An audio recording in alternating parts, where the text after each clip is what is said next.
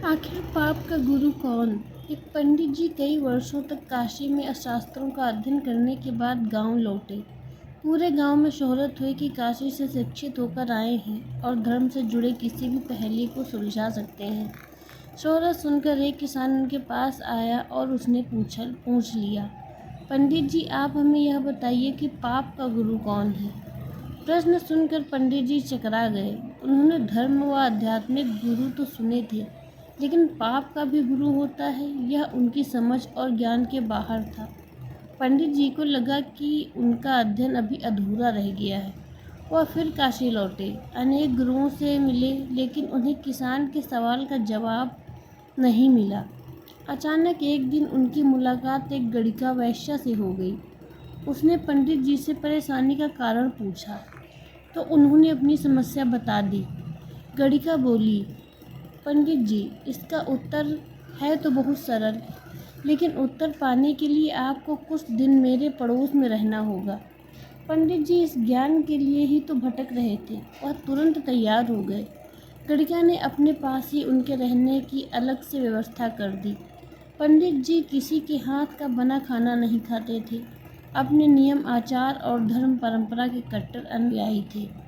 गड़िका के घर में रहकर अपने हाथ से खाना बनाते खाते कुछ दिन तो बड़े आराम से बीते, लेकिन सवाल का जवाब अभी भी नहीं मिला। वह उत्तर की प्रतीक्षा में रहे। एक दिन गड़िका बोली, पंडित जी, आपको भोजन पकाने में बड़ी तकलीफ होती होगी। यहाँ देखने वाला तो कोई और है नहीं। आप कहें तो नहा धोकर मैं आपके लिए भोजन तैयार कर दिया करूँ। पंडित जी को राजी करने के लिए उसने लालच दिया, यदि आप मुझे इस सेवा का मौका दें तो मैं दक्षिणा में 5 स्वर्ण मुद्राएं भी प्रतिदिन आपको दूंगी। स्वर्ण मुद्रा का नाम सुनकर पंडित जी को विचारने लगे। पका पकाया भोजन और साथ में सोने के सिक्के भी, अर्थात दोनों हाथ में लड्डू है। पंडित जी ने अपना नियम, व्रत, आचार, विचार, धर्म सब कुछ भूल गए। उन्होंने कहा, तुम्हारी जैसी इच्छा, बस विशेष ध्यान रखना कि मेरे कमरे में आते जाते तुम्हें कोई नहीं देखे। पहले ही दिन कई प्रकार के पकवान बनाकर उसने पंडित जी के सामने परोस दिया, पर ज्यों ही पंडित जी ने खाना चाहा उसने सामने से परोसी हुई थाली खींच ली।